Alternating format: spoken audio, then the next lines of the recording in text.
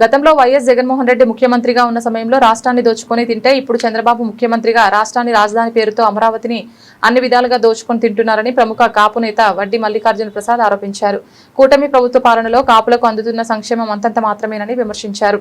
స్థానిక ఏవి అప్పారావు రోడ్లో ఉన్న ఆయన నివాసంలో శుక్రవారం జరిగిన మీడియా సమావేశంలో వడ్డీ మల్లికార్జున ఆధ్వర్యంలో ఈ నెల 8వ తేదీన రాజమహేంద్రవరంలో జరిగే కాపు ఆత్మీయ సమావేశానికి సంబంధించిన పోస్టర్ను ఆవిష్కరించారు. ఏవి అప్పారావు రోడ్లో ఉన్న అర్బన్ కేఫ్లో ఆదివారం జరిగే ఈ ఆత్మీయ సమావేశానికి రాజకీయ పార్టీలతో సంబంధం లేకుండా అందరూ కాపు నాయకులు రాష్ట్ర వ్యాప్తంగా హాజరు కానున్నట్లు తెలిపారు. ఆయన ఇచ్చిన రిజర్వేషన్ కూడా ఆ రోజుల్లో కొంతమంది మా నాయకులు కాదన్నారు. సరే, ఆ రోజుల పరిస్థితి ఆ వేళ మా దగ్గర వేలాది ఎకరాల భూములు ఉండి ఇవాళ మా భూములన్నీ వెళ్ళిపోయినాయి. ఎకరం అరెకరంలోకి వచ్చాం. అందువల్ల ఆ వేళ అవసరం లేని రిజర్వేషన్ ఇవాళ అవసరం. ఎందుకంటే మా జనాభా సుమారు 30% ఉన్నారు. 30% అంటే 1,50,00,000 వరకు ఆంధ్ర రాష్ట్రంలో ఉన్నారు. ఈ ఆంధ్ర రాష్ట్రంలో 1,50,00,000 మందికి ఇవాళ నా వరకు నేనే చెప్పుకుంటున్నాను, నేను ఈ రోజు వరకు కూడా ఏ రకమైన దేనికి నోచుకోలేదు. ఏ రిజర్వేషన్ నోచుకోలేదు. మా అమ్మాయిలు నలుగురు డాక్టర్లు, నాకున్న భూములు అమ్ముకొని నేను డాక్టర్ చదివించుకున్నాను. ఇవాటికి కూడా నేను ఇంకా బ్యాంకుల్లో దాదాపు ఒక 15-20 కోట్లు కట్టాల్సిన అవసరం ఉంది. అయితే దానికి ఏదో ల్యాండ్స్ ఉన్నాయి కాబట్టి వాళ్ళు ఊరుకున్నారు. అందువల్ల రిజర్వేషన్ అనేది కంపల్సరీ. రిజర్వేషన్ లేకపోతే మా పిల్లలంతా కూడా మెరిట్ స్టూడెంట్స్, కానీ రిజర్వేషన్ లేదు. దాంతో వీళ్ళు చస్తామంటే నేను భూములు అమ్ముకొని డాక్టర్లు చదివించుకున్నాను. అంటే కోట్లాది రూపాయలు కడితేనే కానీ సీట్లు రావు, కొనుక్కోవడమే. అలాంటి పరిస్థితిలో ఇవాళ రిజర్వేషన్ తప్పనిసరి. అందులో ఇవాటి వరకు కాపుల్ని కరేపాకు కింద వాడుకుంటున్న ఈ రెండు పార్టీలు, ఆ రెండు పార్టీకి తగిన సమయం కూడా ఆసనం అవుతుంది. దాని మీద సుదీర్ఘమైన చర్చ జరగబోతుంది త్వరలో. మరి దానికి సంబంధించి విషయాలు మల్లికార్జున ప్రసాద్ గారు చెప్పారు కాబట్టి వచ్చే తొక్కుపెట్టి ఉంటున్నారు. దయించి అర్థం చేసుకుని రాబోయే రోజుల్లో మా కాపు పిల్లలు చదువుకునే విషయాలు అయితే, ల్యాబ్స్ అయితేనే, స్టేడియం అయితేనే, అన్నింటినీ కూడా అమరావతిలో 500 ఎకరాలు ఇచ్చే విధంగా దాన్ని ఈ కూటమి ప్రభుత్వం అయితేనేమి, మా కాపు జాతి ముద్దుబిడ్డ పవన్ కళ్యాణ్ గారి దగ్గరుండి మన కాపులకి 500 ఎకరాలు ఇచ్చే విషయంలో ముందడుగేసి మా కాపు జాతి అందరికి కూడా మేలు చేస్తారని చెప్పి తెలియజేసుకుంటూ, రాబోయే రోజుల్లో కాపు కోసం, కాపు సంక్షేమం కోసం మా పెద్దలు తీసుకున్న నిర్ణయం దేనికైనా సరే యావత్ కాపు జాతి అంతా కూడా రుణపడి సేవ చేయడానికి నిరంతరం శ్రమిస్తుందని తెలియజేసుకుంటూ, విచ్చేసినటువంటి పెద్దలు, మీడియా సోదరులు, మేము చిన్నవారు అయినా కూడా ప్రతిదీ గమనిస్తూ ప్రోత్సహించాలని చెప్పేసి ప్రతి కార్యక్రమం కూడా స్వచ్ఛందంగా వచ్చి మా కాపులకు ప్రోత్సహిస్తున్నందుకు ప్రత్యేక ధన్యవాదాలు తెలుసుకుంటున్నాం. జై కాపు. జై హింద్. కాపు అందరూ కూడా పిలిపెళ్తుందండి. పద్మనాభరెడ్డి గారు అని మీరే అంటున్నారు, ఆయన కాపు కాదేమో. కాపు కాదండి, కాపు కాదేమో అని నా భావన.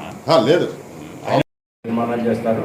దాని ప్రకారం భవిష్యత్తు కార్యాచరణ భాగం అనేది నిర్ణయించబడుతుంది. జనసేన కాపులు వస్తారండి.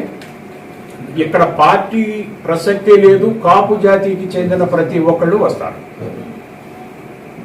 పార్టీల ప్రసక్తి లేదు.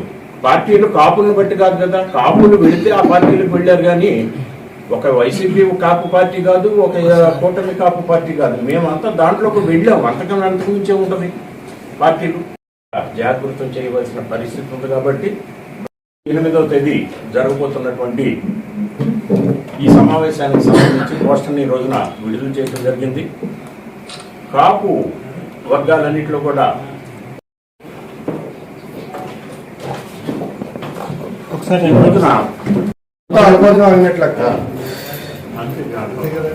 గౌరవించడం అది ఇలా చూడండి.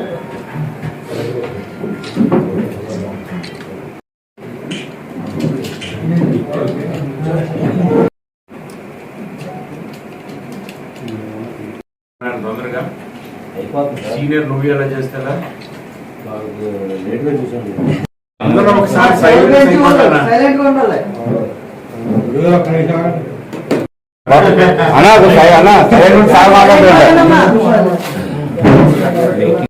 అందరూ ఒకసారి సైలెంట్ గా ఉండాలి.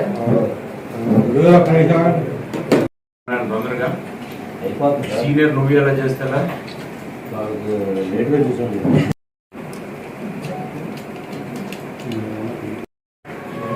ఇలా చూడండి.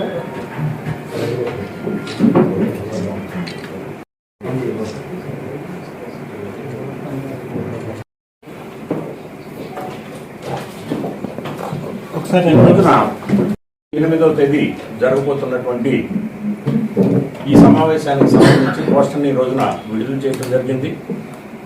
కాపు వర్గాలన్నింటిలో కూడా జాగృతం చేయవలసిన పరిస్థితి ఉంది కాబట్టి నిర్మాణం చేస్తారు. దాని ప్రకారం భవిష్యత్తు కార్యాచరణ భాగం అనేది నిర్ణయించబడుతుంది. జనసేన కాపులు వస్తారండి. ఇక్కడ పార్టీ ప్రసక్తే లేదు. కాపు జాతికి చెందిన ప్రతి ఒక్కళ్ళు వస్తారు. పార్టీల ప్రసక్తి లేదు. పార్టీలు కాపులను బట్టి కాదు కదా, కాపులు వెళితే ఆ పార్టీలకు వెళ్ళారు కానీ ఒక వైసీపీ కాపు పార్టీ కాదు, ఒక కూటమి కాపు పార్టీ కాదు. మేమంతా దాంట్లోకి వెళ్ళాము. అంతకన్నా అంతకుమించే ఉంటుంది పార్టీలు. ఈ రోజున రాజమండ్రిలో ఈ మీడియా సమావేశం ఇంత భారీ ఎత్తున చేయటానికి కారణం, రేపు మార్చి 8వ తేదీ ఆదివారం రాష్ట్ర కాపు మహాసభని నిర్వహిస్తున్నాం. ఈ సభకు రాష్ట్రంలోని అన్ని ప్రాంతాల నుంచి కూడా కాపు నాయకులందరూ కూడా హాజరవుతున్నారు. దీని యొక్క ప్రధాన ఉద్దేశం ఏంటంటే, ఇప్పటి వరకు 12 సంవత్సరాల కాలంలో బైఫర్కేషన్ జరిగిన 12 సంవత్సరాల కాలంలో జగన్మోహన్ రెడ్డి కొంత భాగం అమరావతిని దోచుకున్నాడు. 5 సంవత్సరాలు, 7 సంవత్సరాలు ఈ చంద్రబాబు నాయుడు దోచుకున్నాడు. మరి మిగతా సామాజిక వర్గాల పరిస్థితి ఏమిటో వీళ్ళు ఒక్కసారి కూడా ఆలోచించరు. ఎందుకంటే మిగతా సామాజిక వర్గాలను అందరినీ కూడా ఎప్పుడు ఇలాగే వెనుకబడినట్టు చేయటం, వీళ్ళు ఎవరిని కూడా ఎదగనివ్వకుండా చేయటమే వీళ్ళ ప్రధాన ఉద్దేశం. ఈ సామాజిక వర్గాలని ఏమీ లేకుండా చిల్లిగా అక్కడ చెప్ప చేతికిచ్చి పంపించే పరిస్థితి అమరావతిలో ఉంది. రేపు ఈ సామాజిక వర్గం అమరావతిలో ప్రవేశించాలన్నా పాపం వీళ్ళ కరోనా కటాక్షాల మీద మేము అక్కడికి వెళ్ళవలసిన పరిస్థితి కూడా ఉంటుంది. కాబట్టి ఈ సామాజిక వర్గాలకి, మాకు కాపులకి ఖచ్చితంగా 500 ఎకరాలు భూమి అమరావతిలో కేటాయించాలి. తద్వారా మేము దానిలో యూనివర్సిటీలు కట్టుకుంటాం, మెడికల్ కాలేజీలు కట్టుకుంటాం, లేకపోతే రకరకాలైన బిజినెస్లు పెట్టుకుంటాం, ఇండస్ట్రీలు పెట్టుకుంటాం, కాపు సామాజిక వర్గం అంతా కూడా. కాబట్టి మీరు దోచుకున్నది కాపండి, మీ దోపిడీ కాపండి, మిగతా సామాజిక వర్గాలని మాకు రావాల్సిన వాటా మాకు మీరు ఇవ్వండి. ఇది పెద్ద పోరాటం కింద మేము రాష్ట్ర వ్యాప్తంగా కాపులందరం చేయటానికి రేపు తీర్మానం చేసుకుంటాం. దాన్ని తీర్మానం చేసుకుంటాం, ఒక జేఏసీ నిర్మిస్తాం. ఈ విధంగా రాష్ట్ర వ్యాప్త పోరాటం అనేది ఈ ప్రభుత్వం మీద కాపులు మళ్ళీ ఇంకొకసారి ప్రారంభిస్తారని ఈ సందర్భంగా చెప్తున్నాం.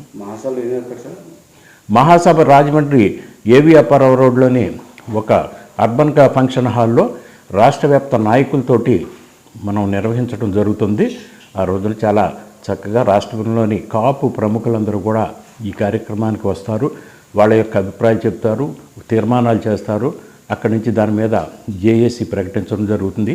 అక్కడి నుంచి కార్యాచరణ పథకం రచింపబడి ప్రభుత్వానికి ఏ విధమైనటువంటి పరిస్థితులు వస్తాయో మీరందరూ చూడవచ్చు.